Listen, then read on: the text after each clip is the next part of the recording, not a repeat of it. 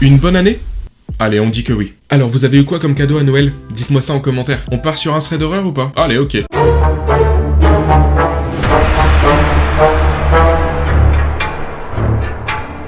Nous sommes en 2014 aux États-Unis. Je n'ai aucune précision sur l'endroit et il ne divulgue pas les noms, certainement dû à l'illégalité de la situation. Nous sommes donc le 31 décembre 2014 et comme une majorité de personnes à la vingtaine, un groupe d'amis décide de passer le nouvel an dans une grande maison, plutôt paumée dans une campagne bien rurale, bien redneck, à 35 minutes de la ville la plus proche. Le groupe d'amis tout excité à l'idée de célébrer la nouvelle année dans un cadre paisible, sans crainte de déranger un voisin devant aller travailler le lendemain matin, ou quelqu'un qui ne festoierait tout simplement pas, se regroupe pour covoiturer avec un minimum de véhicules. Après une courte route sinueuse longeant les champs et forêts, ils arrivent à la demeure. L'un des jeunes, celui qui avait initié les invitations, que nous appellerons Jim, semble avoir ouvert la porte menant sur le jardin sans la déverrouiller. La manœuvre interloque un instant le reste de la bande, mais entraînés par l'effet de groupe, ils ne s'en soucièrent pas longtemps. À l'intérieur, spacieuse et typique des maisons de campagne, avec des trophées de chasse ornant les murs. Elle semblait être l'endroit idéal pour relâcher la pression.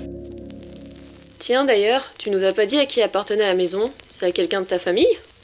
Mais Jim, occupé par les préparatifs et la visite des lieux, élude totalement la question en continuant ce qu'il était en train de faire.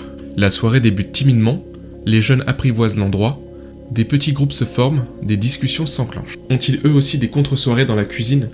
Telle est la question. La nuit avançant, le vent se lève et s'intensifie, jusqu'à former une tempête de force moyenne mais installant une atmosphère particulière, faisant tordre les arbres alentour. Non loin de minuit, alors que la fête bat son plein, les lumières de la maison s'éteignent soudainement dans une coupure de courant générale, stoppant de ce fait la musique et l'ambiance qui s'était alors installée.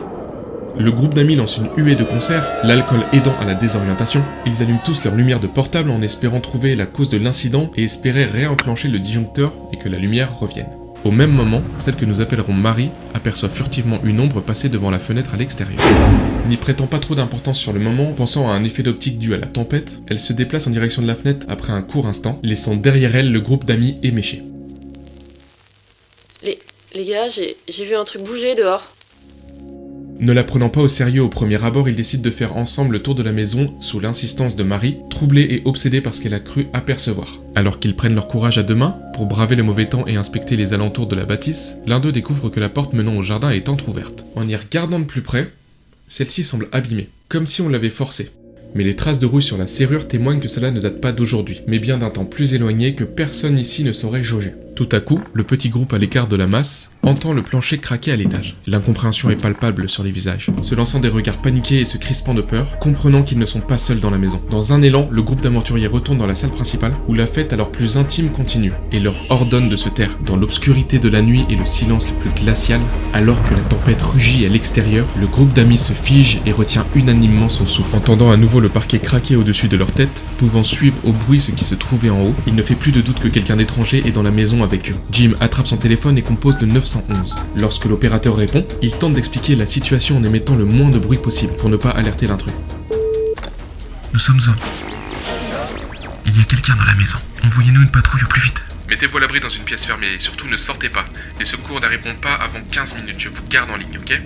De longues minutes passent, alors que l'inconnu circule dans la maison, heurte des meubles, fait tomber des objets, casse une vitre ou peut-être un miroir, on l'entend descendre les escaliers, tout doucement, pensant certainement être discret. Les pas s'approchent de la pièce où se trouvent les jeunes, l'étranger ouvre une à une les portes menant à leur cachette, explose une bouteille sur la porte les séparant, actionne la poignée à de multiples reprises lorsque...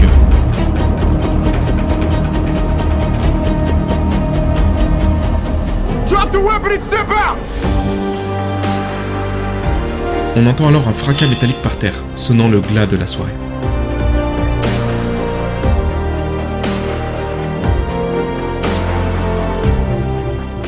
La maison dans laquelle se déroulait la soirée n'appartenait absolument pas à Jim et encore moins sa famille. Il avait eu vent de ce plan par des connaissances d'un ami. Une maison secondaire perdue dans la campagne et inhabitée la moitié de l'année, dans laquelle un vagabond relativement alcoolisé avait élu domicile durant les longs mois d'hiver en forçant la porte du jardin. Alors qu'il voulait s'abriter de la tempête, quelle surprise il eut de constater qu'une bande de jeunes fêtards avait décidé d'investir les lieux. Armé d'un tisonnier, quelles étaient ses réelles intentions envers le groupe ? Souhaitait-il leur faire peur dans le but de les faire fuir ? A-t-il paniqué, s'armant pour sa propre sécurité? Il ne dévoilera rien aux autorités de ce qu'il a bien pu ressentir ce soir-là. Après quelques déboires judiciaires dus à leur intrusion, le groupe d'amis secoué par cette expérience laisse derrière lui le souvenir d'une fête mémorable, de par cette confrontation effrayante qui les marquera à jamais, pour le meilleur et pour le pire.